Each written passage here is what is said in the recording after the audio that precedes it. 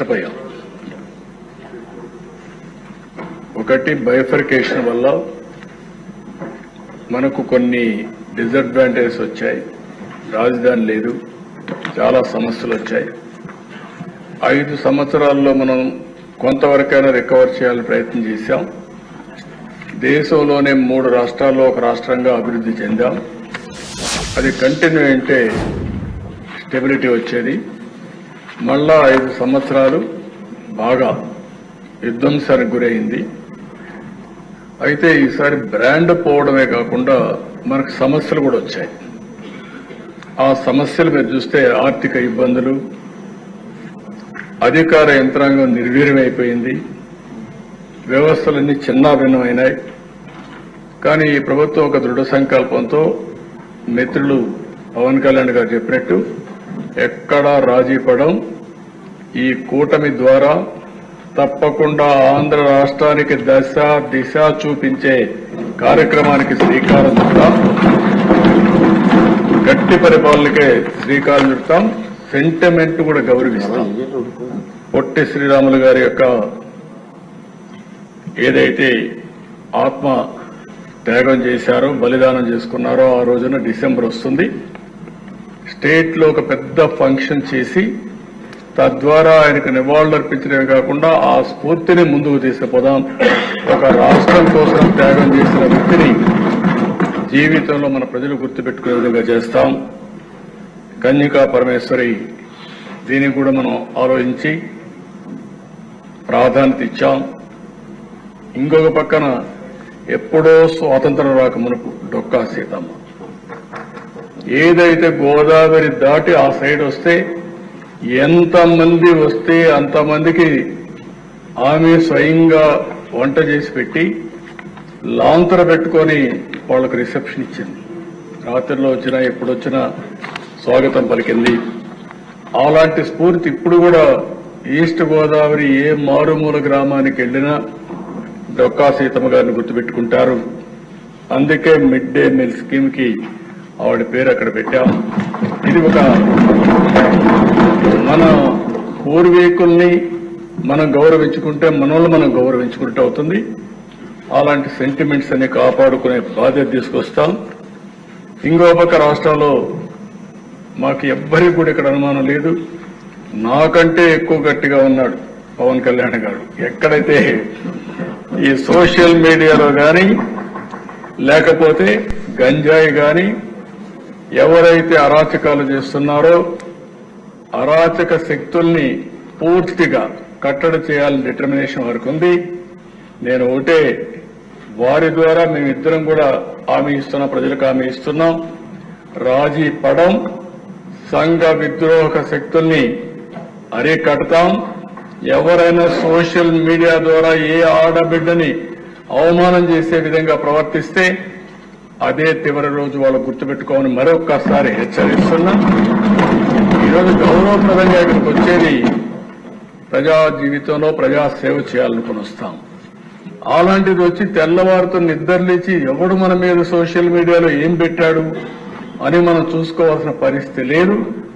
రాజకీయాన్ని రాజకీయంగా ఛేదిద్దాం. అదే సమయంలో ఇష్టానుసారంగా క్యారెక్టర్ అసాసినేషన్ చేస్తే మాత్రం వదిలిపెట్టం. గతం గతః. ఇక మీదట మాత్రం ఏదైతే నేను ఒకటే చెప్తున్నా, నా జీవితంలో నేను ఎక్కడా రాజీ పడను. తీవ్రవాదులపైన పోరాడాను. నా ప్రాణానికి ముప్పు వచ్చినా భయపడలేదు. మత విద్వేషాల్ని కంట్రోల్ చేశాను. ముఠా నాయకుల్ని ఎక్కడికక్కడ కట్టడి చేశాం. ఈరోజు రాయలసీమలో ముఠాలు లేకుండా ఒకప్పుడు సినిమాలు తీస్తే రాయలసీమ కథలే పెట్టేవాడు సినిమాలంతా కూడా. అలాంటిది ఇప్పుడు వాళ్ళు సినిమాలు తీయాలన్న పాత చరిత్ర తీయడమే తప్ప ఇప్పుడు కొత్తగా ఎక్కడ సంఘటనలు లేవు. అలాంటి చరిత్ర రాదు. అదే సమయంలో ఈరోజు రౌడీలు అనే వాళ్ళు కూడా ఉన్నారు, ఇంకా అక్కడక్కడ ఉన్నారు.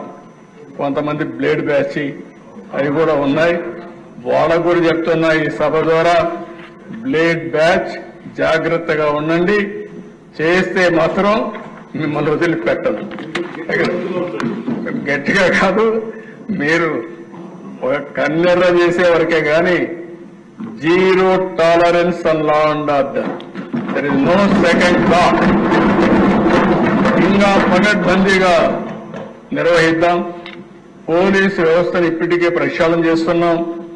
ఇంకా అక్కడక్కడ ఉంటే ఒకటి రెండు ఉంటే అవి కూడా వేరేస్తాం. ఎక్కడ చూసినా పకడ్బందీగా నేను ఒకటే మా మెంబర్స్ కి వస్తున్నా, మీరు లా అండ్ ఆర్డర్ మీ చేతికి తీసుకోవద్దండి. ఎవరైనా సరే లా అండ్ ఆర్డర్ కు విఘాతం కలిగించే వ్యక్తులుంటే మాత్రం వాళ్ళని ఉక్కు పాదంతో అణిచివేసే బాధ్యత ఈ ప్రభుత్వాన్ని చెప్పి మరొకసారి మీ అందరికీ హామీ ఇస్తున్నా. అది కూడా చేస్తాం. ఇవన్నీ చేసి ఈరోజు పవన్ కళ్యాణ్ గారి తాపత్రయం కూడా మీరు చూశారు. వేరే రాష్ట్రాలకు పోతే వాళ్ళ అభివృద్ధి చూసి ఆ అభివృద్ధి మనం మాట్లాడినప్పుడు మనం చేసుకోలేకపోతున్న బాధ ఉంది. ఈరోజు ఒక హైదరాబాద్ పోయినా, ఒక బెంగళూరు పోయినా, ఒక చెన్నైకి పోయినా, ఒక ముంబైకి పోయినా వాళ్ళు మనకంటే ముందుకు పోయారని బాధ ఉంది. అలాంటి బాధ లేకుండా ఇక్కడ ప్రజలకు కూడా న్యాయం చేసే బాధ్యత ఎన్డీఏ కూటమి తీసుకుంటామని మరొక్కసారి హామీ ఇస్తూ తప్పకుండా జరుగుతుంది. దానికి మొదటి అడుగే నిన్న పెట్టుబడులు రావడం. ఫస్ట్ టైం పెట్టుబడులు వరదలు కూడా ప్రారంభమయ్యాయి.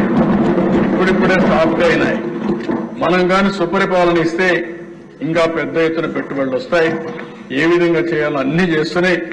మళ్లీ సంపాదించిన ప్రభుత్వం కష్టపడి పనిచేద్దాం, సంపద సృష్టిద్దాం, ఆదాయాన్ని పెందాం. ప్రతి ఒక్క రూపాయి కూడా పేదవాళ్ళ కోసం ఖర్చు పెడదాం. ఇది నిరంతరం చేసే కార్యక్రమం.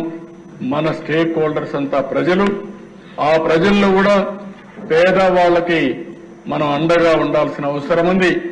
అందుకే వీలైతే నేను ఆలోచిస్తున్నా, జనవరి నుంచి P4 పాలసీ తీసుకొచ్చి ఒక 15 లక్షల మందో 20 లక్షల మంది బీపీఎల్ ఫ్యామిలీస్ ఉన్నాయి. ఆ 20 లక్షల మందిని ముందు ఫోకస్ చేసి వాళ్ళ పైకి తీసుకొద్దాం. ఆ తర్వాత ఆర్థిక అసమానతలు తగ్గించే వ్యవస్థ కూడా శ్రీకారం చుట్టి నిరంతరం పనిచేస్తామని చెప్పి తెలియజేసుకుంటూ ఒక పబ్లిక్ పాలసీ ద్వారా ఎన్నో పెను మార్పులు తీసుకొచ్చే అవకాశం వస్తుంది. ఈ అసెంబ్లీ ఒక పవిత్రమైన దేవాలయం. ఈ దేవాలయంలో మనం చేసే నిర్ణయాలు ప్రజల జీవితాలను మారుస్తాయి, భావితరాల భవిష్యత్తును మారుస్తాయి. ఈ రోజు ఇక్కడ కూర్చొని ఆనందంగా చెప్పుకుంటున్నామంటే అమెరికాకు పోయే ఇండియన్స్ లో ప్రపంచంలోనే అమెరికాకు పోయేవాళ్ళు ఎక్కువ మంది భారతీయులు. అందులో 3,30,000 మందిలో 56% తెలుగు వాళ్ళంటే ఆ తెలుగు వారు పోవడానికి ఫౌండేషన్ అయింది మనమే. అది చూసినప్పుడు ఒక ఆనందం. నాలెడ్జ్ ఎకానమీలో అగ్ర దేశంలో మన వాళ్ళు ఈ విధంగా దూసపోతున్నారంటే మనం ఎందుకు ముందుకు పోలేమని అడుగుతున్నా. ఇక్కడ ఉండే వాళ్ళు ఎందుకు చేయలేకపోయామని అడుగుతున్నా. అమెరికాలో ఉండే వాతావరణాన్ని ఆంధ్రప్రదేశ్ రాష్ట్రంలో కూడా మనం క్రియేట్ చేయగలిగితే ఇక్కడ కూడా అభివృద్ధి అవుతుంది. దానికే నాంది పలుకుతాం. అందరూ సమిష్టిగా పనిచేద్దాం. ఎప్పటికప్పుడు చర్చలు చేద్దాం. మీతో కూడా నేను మాట్లాడతాను. సబ్జెక్ట్స్ అన్ని కూడా డిస్కస్ చేసుకుందాం. అందరం కలిసి మనం నమ్ముకున్న ఈ ప్రజానీకానికి న్యాయం చేసే బాధ్యత తీసుకుంటామని చెప్పి తెలియజేసుకుంటూ మరొకసారి డిప్యూటీ సీఎం గారిని పవన్ కళ్యాణ్ గారిని మనస్ఫూర్తిగా అభినందిస్తూ బీజేపీ నాయకుడు విష్ణుకుమార్ రాజు గారిని వాళ్ళ పార్టీని కూడా మనస్ఫూర్తిగా అభినందిస్తూ ఈ ఎన్డీఏ కూటమి ఒక డెడ్లీ కాంబినేషన్ కావాలి. ఇండియాలోనే నెంబర్ 1 రాష్ట్రంగా తయారు చేయడానికి మనం ఒక అంకితమైన భావంతో పనిచేసి తెలుగు జాతి యొక్క ప్రతిష్టను కాపాడుతామని తెలియజేసుకుంటూ దానికి ఈ వేదిక ఒక ప్లాట్ఫామ్ కావాలని చెప్పి మరొక్కసారి ఆకాంక్షిస్తూ అందరికీ నమస్కారాలు, ధన్యవాదాలు. ఇక్కడ మమ్మల్ని చూసే ప్రజానీకం కూడా మాకు సహకరించాలి. మేమేం మాట్లాడుతున్నాం మీరు చూసిన తర్వాత ప్రజలు కూడా ఈ రోజు ఏ స్ఫూర్తి అయితే మేము పనిచేస్తున్నామో ఆ స్ఫూర్తిని మీరు అందిపుచ్చుకుని తద్వారా మీరు కూడా మీ కుటుంబాలను పైకి తీసుకొచ్చడానికి దోహదం చేయగలిగితే మనం అనుకున్న కార్యక్రమాలు చేస్తామని చెప్పి తెలియజేసుకుంటూ మరొకసారి అందరికీ నమస్కారం. జై హింద్.